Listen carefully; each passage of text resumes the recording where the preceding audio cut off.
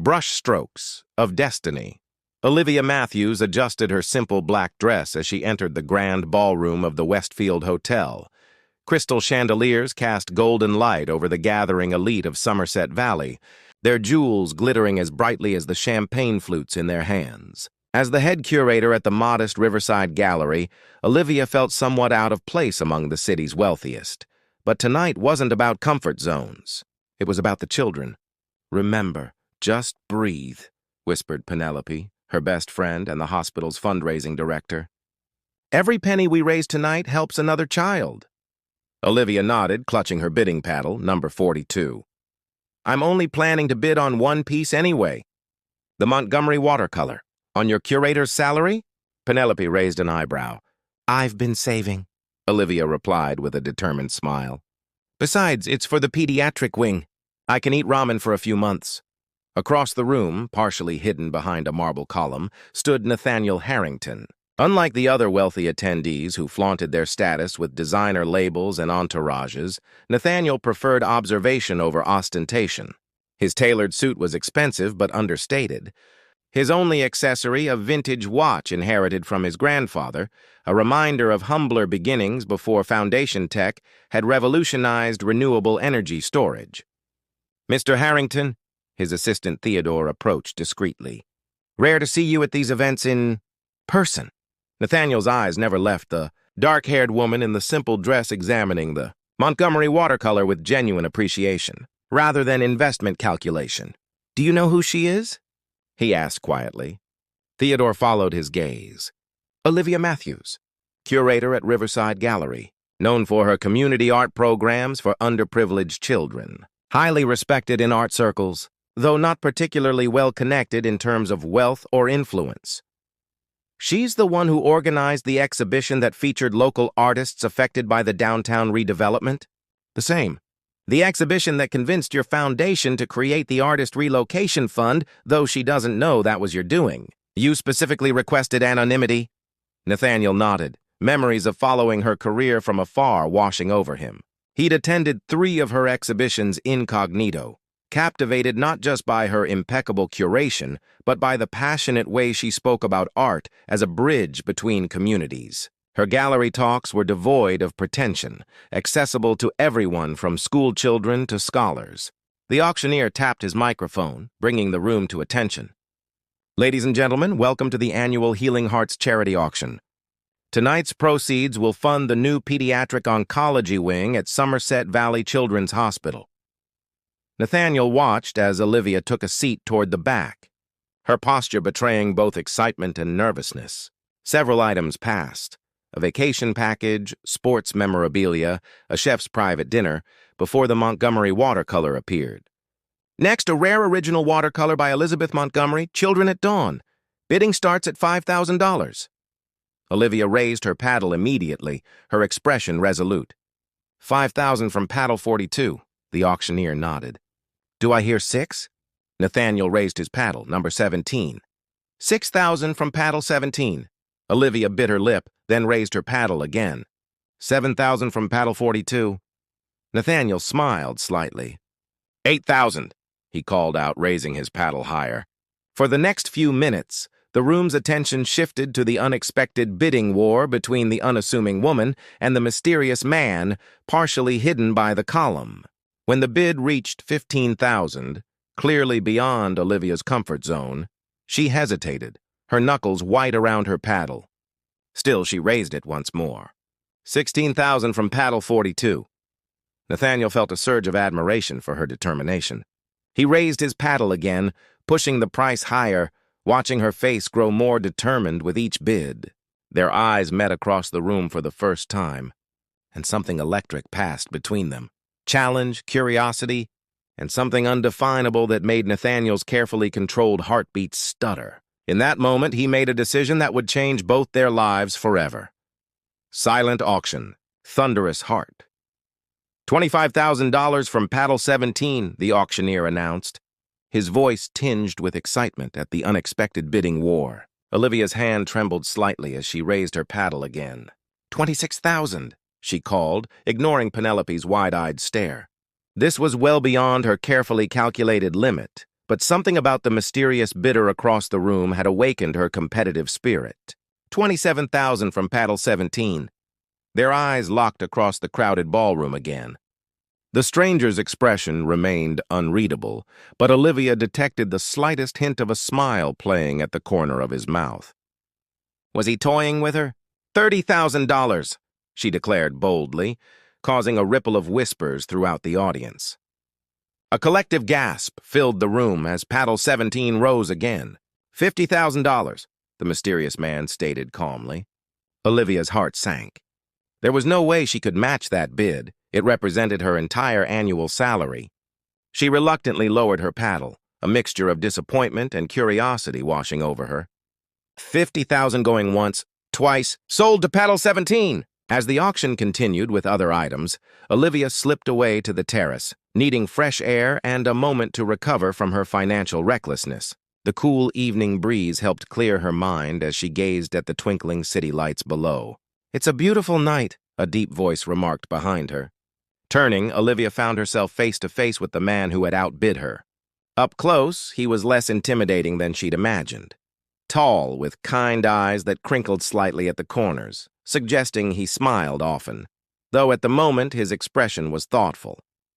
"Congratulations on your win," she offered, unable to keep a hint of disappointment from her voice. "Thank you. I'm Nathan, by the way." He extended his hand, deliberately omitting his last name. "Olivia Matthews?"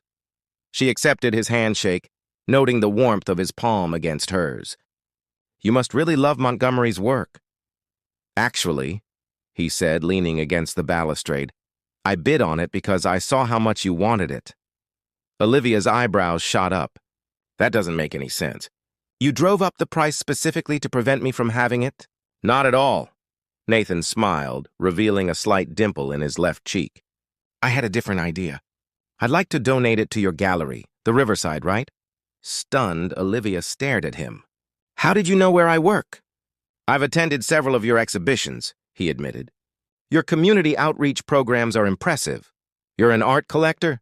she asked, studying him with newfound interest. "More an appreciator than a collector. I believe art should be shared, not hoarded in private collections." He paused. "Much like your philosophy at Riverside." Olivia felt a blush warming her cheeks. "Most of the wealthy patrons I meet prefer acquisition to accessibility." "I'm not most people," Nathan replied simply. As the evening progressed, they remained on the terrace, discussing art movements, community impact, and their shared belief in the healing power of creativity. Nathaniel carefully steered the conversation away from his personal background, instead asking thoughtful questions about Olivia's work.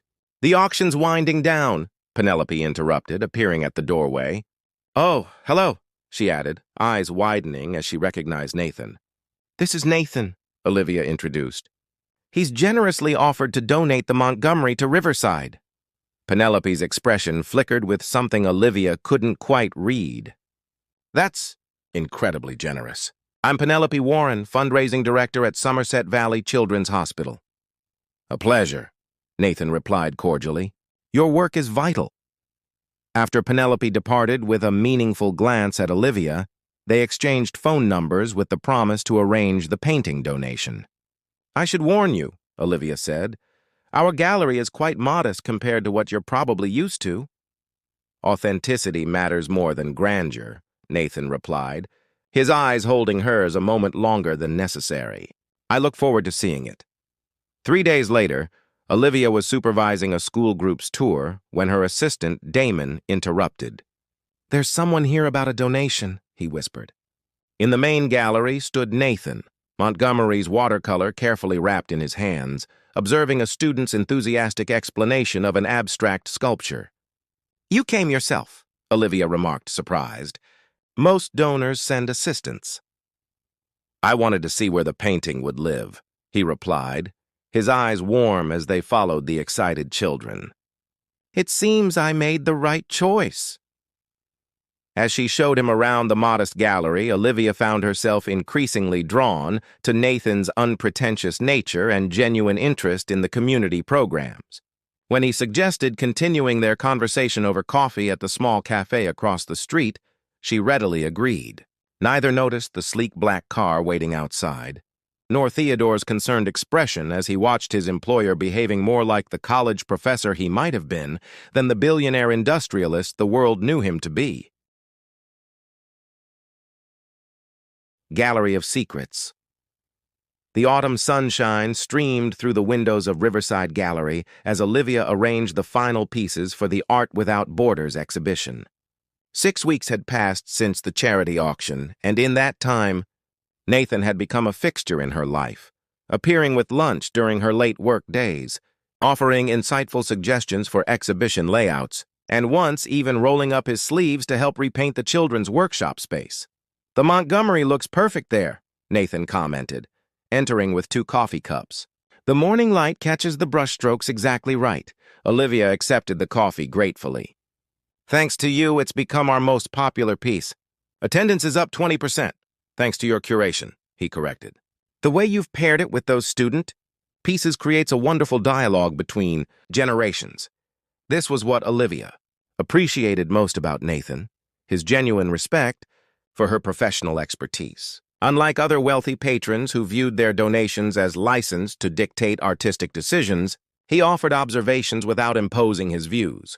"So," she said, sitting on a bench facing the watercolor, "are you going to tell me what you really do?"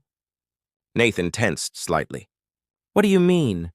"You mysteriously appear during gallery hours when most people are working. You know an impressive amount about art for someone who claims not to be a collector. And yesterday you received a phone call that sounded suspiciously like you were approving a multi-million-dollar transaction." She smiled to soften her words. "I'm just curious." "I consult for various businesses," he replied carefully. "It allows me flexible hours." Olivia nodded, not entirely convinced but unwilling to press further. Whatever Nathan's secrets, she'd come to value his presence too much to risk pushing him away with questions. Meanwhile, across town in the gleaming headquarters of Foundation Tech, Theodore paced Nathaniel's office anxiously. "The board meeting starts in 10 minutes, sir," he reminded his absent employer via phone, "and the Japanese investors are expecting confirmation on the Osaka project today." "Reschedule the board," Nathaniel replied from the quiet of Riverside Gallery. "And tell the Osaka team I'll review their proposal tonight," Theodore sighed. "Sir, this is the 3rd postponement this month. People are starting to talk." "Let them," Nathaniel said simply, watching Olivia arrange lighting for a delicate glass sculpture. "Some things are more important." As weeks became months, Nathaniel found himself living a double life, mornings spent in hurried video conferences and reviewing contracts, afternoons and evenings in Olivia's world of community art and unpretentious creativity. Each day, the weight of his deception grew heavier, especially as their relationship deepened from friendship to something more intimate. Their first kiss happened during a rainstorm, sheltering in the doorway of a closed bookshop after dinner. Their first argument came when Nathaniel's work emergency forced him to miss the opening of the children's exhibition he'd helped prepare. Each moment pulled him deeper into a relationship built on genuine connection, but shadowed by omission. "Do you ever think about the future?" Olivia asked one evening as they walked through the park, hands intertwined. "Increasingly," Nathaniel admitted, thinking of the Foundation's strategic plan sitting untouched on his desk, replaced by sketches for Riverside's expansion that he'd been secretly developing. "I've been offered a position at the National Gallery," she said quietly. "Better salary, bigger platform for community work." Nathaniel's heart constricted. "Are you going to take it?" "I don't know." "It would mean moving. It would mean—" She hesitated, squeezing his hand. "Changes for us, too." "Olivia," he began, the weight of truth pressing against his chest. "There's something I need to tell you." His phone buzzed urgently. Theodore's name flashed on the screen, accompanied by the emergency code they'd established years ago. "I'm sorry," he said, genuine regret in his voice. "I have to take this." As Nathaniel stepped away to handle the crisis, a security breach at the company's Singapore server, he watched Olivia's expression shift from disappointment to resignation. He knew his time was running out. Either he would lose her to the National Gallery opportunity, or to the inevitable revelation of his deception. What he couldn't predict was that the decision would be made for him the very next day. When the Somerset Valley Business Journal's front-page headline featured his photograph alongside Olivia's, taken at the Children's Hospital benefit gala they'd attended together. Tech billionaire Nathaniel Harrington finds love with local art curator. Part 4, Portrait of Truth. The magazine slapped against Nathan's chest as Olivia pushed past him into her apartment. Reclusive billionaire and art curator. Somerset Valley's unexpected romance. She read aloud, her voice trembling with anger. Were you ever going to tell me, Nathaniel? Or was watching me fumble around in ignorance part of the entertainment? Olivia, please. He reached for her hand, but she pulled away. It wasn't like that. Then what was it like? Explain to me why the man I've been sharing my life with for months is actually Nathaniel Harrington, CEO of Foundation Tech and number 37 on the global billionaire list, not Nathan the art consultant who supposedly admired my work. The hurt in her eyes cut deeper than any accusation. Nathaniel had rehearsed this moment countless times, but now found himself without words. I wanted you to know me, he finally said. Not my wealth or my company, just me. So you lied? Created this whole alternate persona? Olivia paced her modest living room where they'd spent evenings discussing art and dreams. Do you have any idea how humiliating this is? Everyone at the gallery saw this before I did. Damon actually apologized for not recognizing you sooner. I never meant to humiliate you, Nathaniel said quietly. The moment I should have told you passed, and then it became harder with each day. Olivia stopped pacing, her expression shifting from anger to something more painful. Disappointment. I shared everything with you. My childhood in foster care, my struggles to keep the gallery funded, my dreams for community art access, while you shared what? Carefully edited versions of your life? The feelings were real, he insisted. Everything between us was real. Was it? She crossed her arms protectively. Because I fell for a man who showed up with coffee after late nights installing exhibitions, who didn't mind my tiny apartment or second-hand furniture, who understood the value of making art accessible to everyone. Was that man real, Nathaniel? More real than the person I am in boardrooms and business magazines, he answered, his voice raw with emotion. You saw me. The actual me, not the caricature of wealth that everyone else sees. Olivia sank onto her couch, suddenly looking exhausted. I need time to process this. Please leave. Olivia, please, she repeated firmly. Just go. The following week passed in a blur of missed calls and unanswered messages.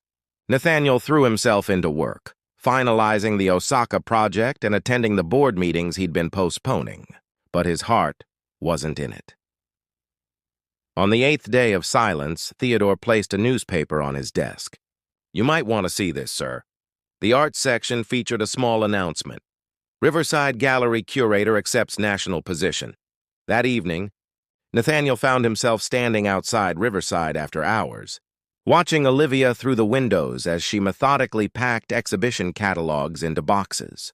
Gathering his courage, he knocked. She looked up, hesitated, then walked to the door. We're closed. I know, he said. I saw the announcement. Congratulations. Olivia unlocked the door but didn't invite him in. Thank you. Is this because of me? He asked directly. Are you leaving because of what happened? Not everything is about you, Nathaniel, she replied, but without venom. The National Gallery is an incredible opportunity. The community outreach program I can develop there will reach thousands more children. You'll be extraordinary there, he said sincerely. They're lucky to have you. Something in his tone made her soften slightly. Would you like to come in? I could use help with these catalogs. As they worked in silence, sorting and packing the gallery's history, Nathaniel finally spoke. I was afraid. Olivia looked up, surprised by his admission. I've spent my life being judged by my net worth, he continued. People either want something from me or assume I've never faced hardship because of my current status. With you, I was just a person who loved art and believed in what you were doing. You could have trusted me with the truth, she said quietly. I know that now, he acknowledged, and I'll regret not doing so every day. As the evening progressed, the conversation gradually shifted from hurt to healing. Nathaniel shared stories of his early struggles building foundation tech from a college dorm room, the years of failure before success, and his growing disillusionment with wealth's isolation. The Montgomery watercolor, Olivia suddenly realized. You paid far above market value, Nathaniel smiled ruefully. It was worth it to see your passion during the bidding war. And the hospital benefited. Why did you really donate it to Riverside? Because art belongs where it can inspire the most people, he answered honestly. And because I wanted an excuse to see you again. As midnight approached, surrounded by the packed remnants of Olivia's curatorial vision, they reached an understanding, not forgiveness yet, but a beginning. I leave for Washington in 3 weeks, she said as they stood at the gallery door. Masterpiece of Love 3. Months later, Olivia stood in the crowded atrium of the National Gallery, surveying the opening night of her first major exhibition, Art Beyond Boundaries. Children from local shelters mingled with seasoned collectors and museum trustees. Exactly the democratization of art spaces she had always envisioned. Magnificent work, the museum director complimented, passing by with potential donors. Your community integration program is revolutionizing our approach. Olivia smiled her thanks, but her eyes kept drifting to the entrance. Nathaniel had promised to attend, despite the International Clean Energy Conference he was keynoting that same weekend. Their relationship had cautiously rekindled over these months. Weekend visits, honest conversations, and a gradual rebuilding of trust that felt stronger for having been broken and mended. When her phone vibrated with his message, delayed. Traffic from airport. Save me some champagne. She tried to hide her disappointment. Ms. Matthews? A young girl from her workshop program tugged at her sleeve.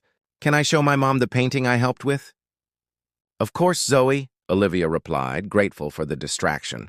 As she guided Zoe and her mother through the exhibition, explaining the collaborative process behind each piece, Olivia realized how much her professional vision had expanded since joining the National Gallery. The resources at her disposal allowed her to implement programs she'd only dreamed about at Riverside. And this installation, she explained, approaching a multimedia piece occupying the central alcove, represents connectivity across different communities. Children from 5 neighborhoods contributed elements representing their cultural heritage. It's beautiful, a familiar voice commented behind her. Turning, Olivia found Nathaniel, slightly rumpled from travel but beaming with pride. You made it, she said, unable to keep the pleasure from her voice. I wouldn't miss this for anything, he replied, presenting her with a small wrapped package. A congratulatory gift. Excusing herself from Zoe and her mother, Olivia led Nathaniel to a quiet corner and opened the package.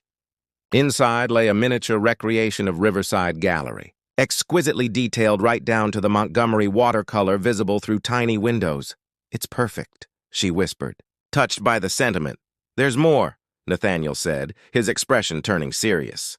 The Harrington Foundation is establishing a nationwide program based on your community art initiatives. 10 cities to start, expanding to 50 within 5 years. Full funding, no strings attached. We'd like you to design the framework. Olivia stared at him. That's enormous. Why? Because you were right, he answered simply. Art should be accessible to everyone, and because your vision deserves the largest possible canvas. As the evening progressed, Olivia observed Nathaniel moving comfortably through the diverse crowd, discussing technique with student artists, engaging earnestly with community leaders, and conferring with museum trustees about sustainable funding models. Gone was any trace of the false persona he'd initially presented. Instead, he seamlessly integrated his business acumen and genuine passion for her work. Later, as they walked along the National Mall under a canopy of stars, Nathaniel took her hand. I've been thinking about something you said when you first discovered who I really was. I said many things that day, Olivia remarked wryly, most of them rather heated. You asked if the man you fell for was real, he reminded her. I've spent these months trying to show you that he was, that underneath the deception about my circumstances, The person who connected with you was authentic. I know that now, she acknowledged, squeezing his hand. Though I still wish you'd trusted me sooner. As do I. He stopped walking, turning to face her. Which is why I want complete transparency between us moving forward. From his pocket, Nathaniel withdrew a small velvet box. This isn't a proposal, not yet, he clarified, opening it to reveal a delicate silver key. It's an invitation. The foundation is opening a permanent gallery space in Somerset Valley focused entirely on community art education. I'd like you to consider being its director. But my position here, Olivia began, would remain yours if you want it, he assured her. The new space would operate in partnership with the National Gallery. You could divide your time between Washington and Somerset Valley. Where you happen to live, she noted with a small smile. A fortunate coincidence, he admitted. But this isn't about convenience. It's about creating something lasting together. A legacy that combines your vision with my resources. Olivia studied the key, weighing the offer. And if I said I needed more time? Then I'd wait, Nathaniel answered without hesitation. I've learned that some masterpieces can't be rushed.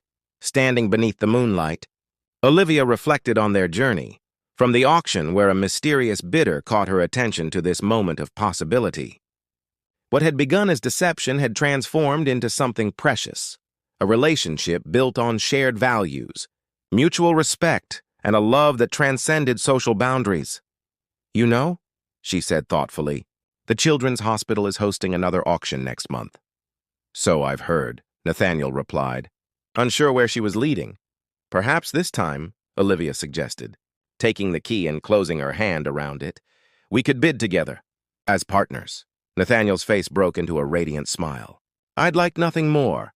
As they sealed their agreement with a kiss, both understood that their greatest collaboration lay ahead, a masterpiece crafted from truth, trust, and the courage to bridge two different worlds with love.